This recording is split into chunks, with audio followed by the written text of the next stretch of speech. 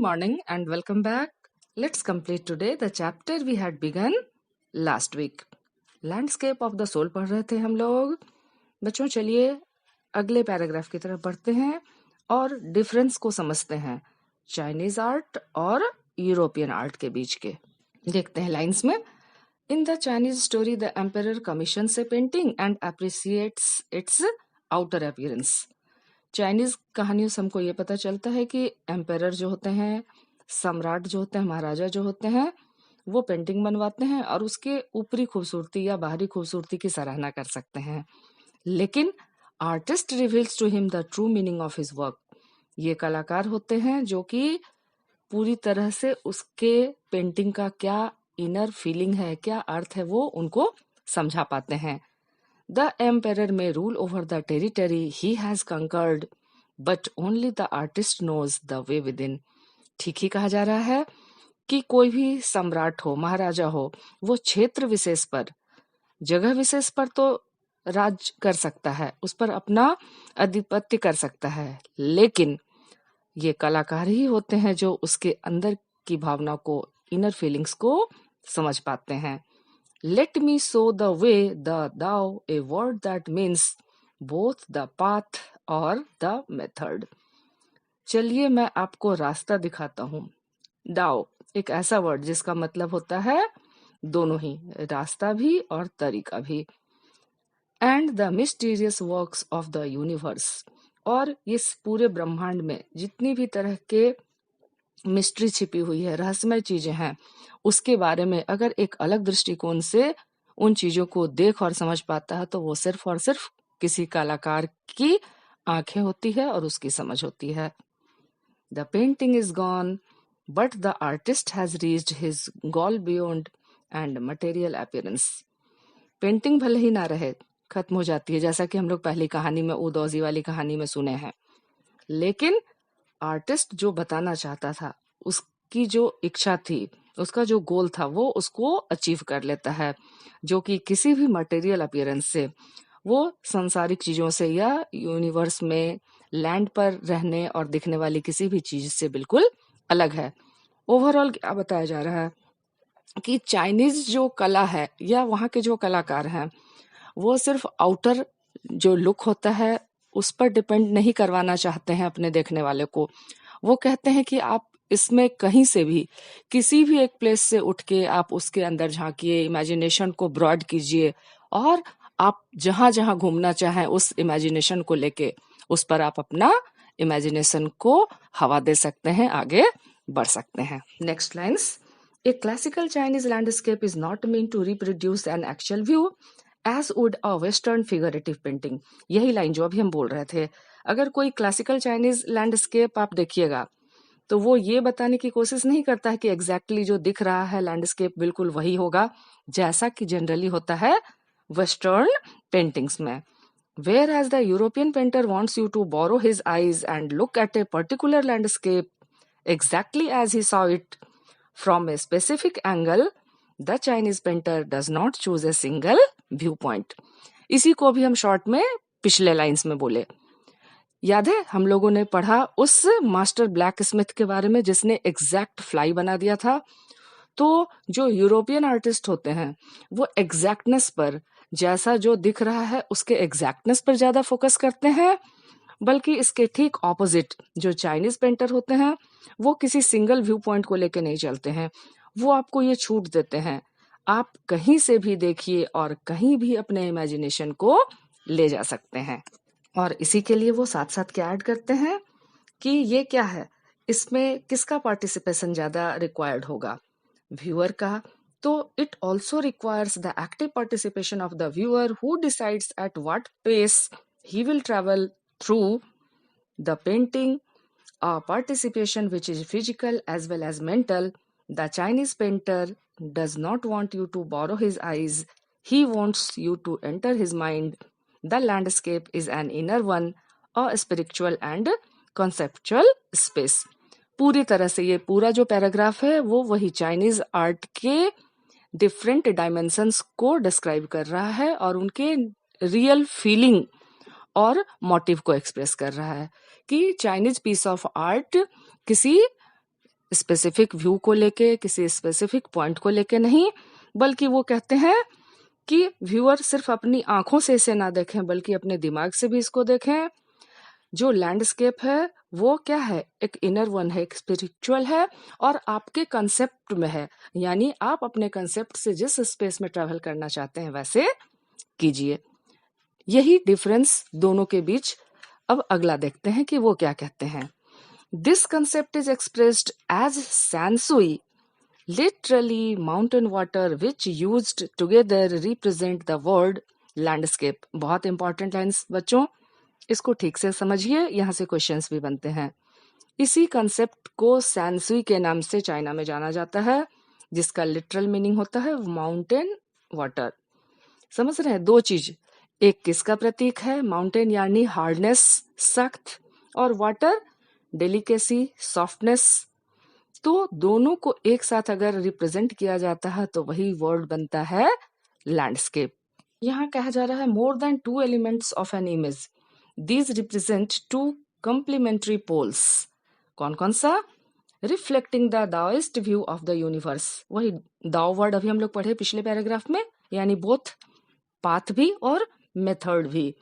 The mountain is yang reaching vertically towards heaven, stable, warm and dry in the sun while the water is in। ये याद रखिएगा, जो mountain है उसको symbolize किया गया है एक चाइनीज वर्ड यांग से, जिसको किसका रिप्रेजेंटेशन माना जाता है, हेवन का, स्टेबिलिटी का, वार्मथ का, ड्राइनेस का। और दूसरी तरफ है इन, YIN, इन, जो कि हॉरिजेंटल है। दोनों के देख लीजिए पोजिशनिंग में भी वर्टिकली है और एक हॉरिजॉन्टली है। Horizontal and resting on the earth, fluid, moist and cool. The interaction of in the receptive feminine aspect of universal energy and it's counter part Yang, active and masculine. और दूसरी तरह से भी इसको बताया गया है, यांग को आप मान सकते हैं कि ये मैस्कुलिन है और इनको आप मान सकते हैं कि ये फेमिनिन है। Is of course a fundamental notion of Daoism. और जब भी दाओइज्म की बात होगी, व्हाट इज दाओइज्म, जहां पर पाथ भी बताया जाता है और मेथड भी, तो इसके लिए दोनों की जरूरत है, यानी बोथ द एनर्जीज, मैस्कुलिन और फेमिनिन। और यहाँ किस नाम से उनको बताया गया है, पहला यांग और दूसरा इन।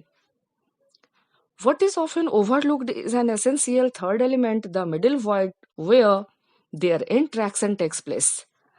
बट यहाँ राइटर क्या कहती हैं, अक्सर हाँ हम लोग एक मुख्य उसके पार्ट को ओवरलुक कर देते हैं।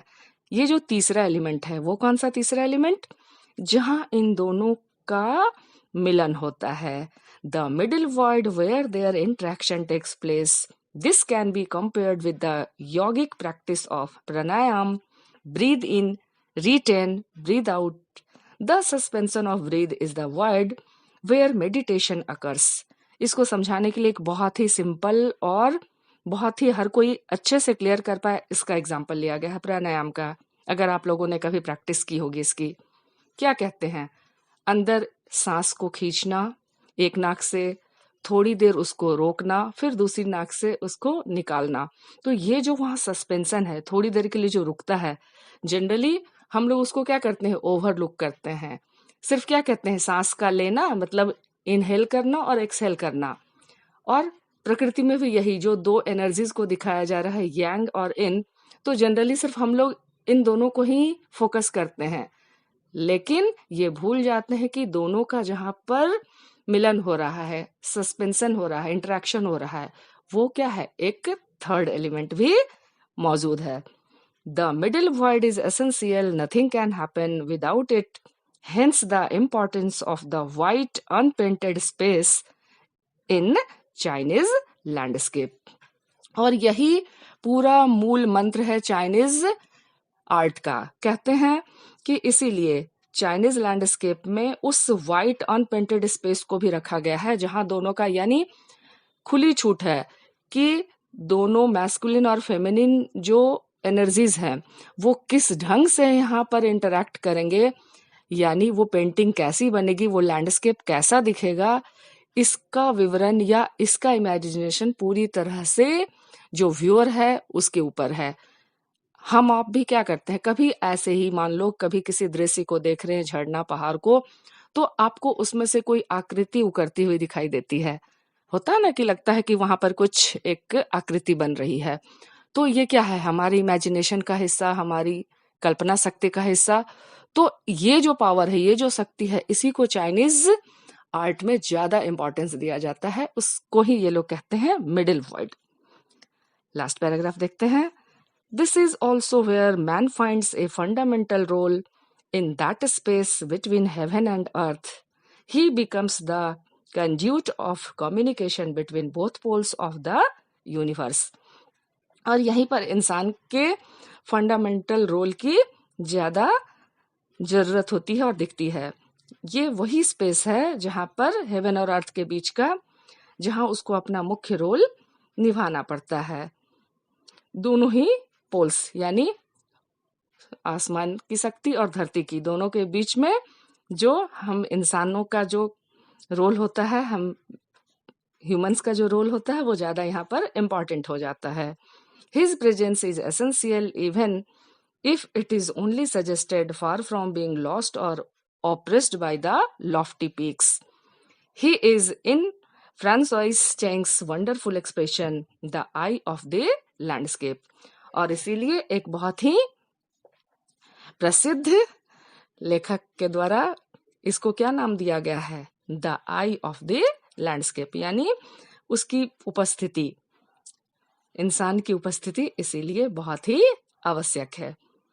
और इस तरह से ये चैप्टर यहाँ खत्म होता है। लेकिन थोड़ा एक हिस्सा जो बृंदा सूरी जी का एक आर्टिकल है हिंदुस्तान टाइम्स में लिखा हुआ 28 अगस्त 2005, यहाँ से भी बनता है क्वेश्चन, तो इसको कर लेते हैं। ये किस बारे में है, गेटिंग इनसाइड आउटसाइडर आर्ट, यानी आर्ट ब्रूट के बारे में। फिर से समझ लो, आर्ट ब्रूट जिसको कहा जाता है आउटसाइडर आर्ट, ये क्या कॉन्सेप्ट है। When French painter Jean Dubuffet mooted the concept of the art brut in 1940s, the art of the untrained visionary was of minority interest. यानी ये कल्पना सबसे पहले प्रकाशित हुई 1940 में, और ये टर्म क्वाइन किसने किया था, फ्रेंच पेंटर जीन डबफेट ने। समझो ये क्या होता है। From its almost wild beginnings, outsider art has gradually become the fastest growing area of interest in contemporary art internationally. Starting में ये बिल्कुल फील्ड था, ढका हुआ था, मतलब कुछ बहुत ज्यादा इसको वैल्यू नहीं मिल रही थी, समझ में लोगों को नहीं आ रहा था। लेकिन धीरे धीरे ग्रेजुअली ये fastest growing area of interest बन गया है आजकल, पूरे सिर्फ किसी कंट्री विशेष में नहीं बल्कि इंटरनेशनली। और इसका तात्पर्य क्या होता है, इसका अर्थ क्या होता है, ऐसे आर्टिस्ट, ऐसा जनरेशन जिसको कहा जाता है ऐसे no right, they have no right to become artists, but चूंकि उनके अंदर वो क्वालिटी होती है कुछ कर दिखाने की, या फिर बिना सीखे ही वो कुछ ऐसा कर जाते हैं जो बहुत ही प्रसिद्ध हो जाता है, तो ऐसे लोगों को देखो अगले पैराग्राफ में वो समझाया गया है कि कहा जाता है ये आर्ट ब्रूट है। This genre is described as art of those who have no right to be artists, as they have received no formal training, yet show talent and artistic insight. Their works are a stimulating contrast to a lot of mainstream offerings. क्या बताया गया कि ऐसे artist जो कि कभी सीखे नहीं है, लेकिन कई बार उनका टैलेंट किसी मेन स्ट्रीम ऑफरिंग से भी, उनके द्वारा बनाए गए किसी कलात्मक चीजों से भी बेहतर होती है, तो इसीलिए इनका नाम ही दिया गया है आर्ट ब्रूट या outsider art. Around the time Dubuffet was propounding his concept in India, an untutored genius was creating paradise.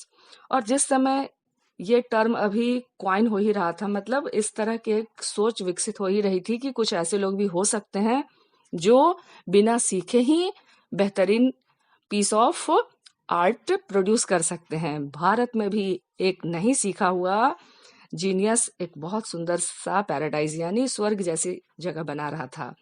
कौन है ये? Years ago, the little patch of jungle that he began clearing to make himself a garden, sculpted with stone and recycled material, is known to the world today as the Rock Garden at Chandigarh. You all will be surprised to know कि चंडीगढ़ का जो rock garden है वो इसी तरह के art का एक नमूना है। क्यों?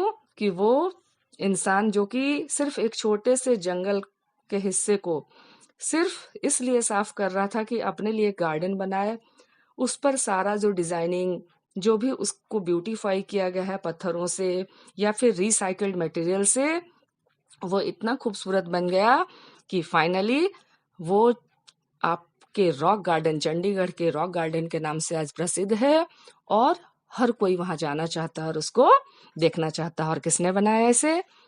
Its 80-year-old creator, director Nek Chand is now hailed as India's biggest contribution to outsider art. और पूछा जाए अगर कि भारतीय कंट्रीब्यूशन क्या है आउटसाइडर आर्ट में या आर्ट ब्रूट में, तो नेक चंद जी का नाम आता है जिन्होंने इसको क्या किया था, क्रिएट और डायरेक्ट किया था। द 50th इश्यू जो कि पब्लिश हुई, स्प्रिंग 2005 वाले एडिशन की बात हो रही है, of raw vision, UK based magazine Pioneer in outsider art publications, features neck Chand and his rock garden sculpture woven by the waterfall on its anniversary issue cover।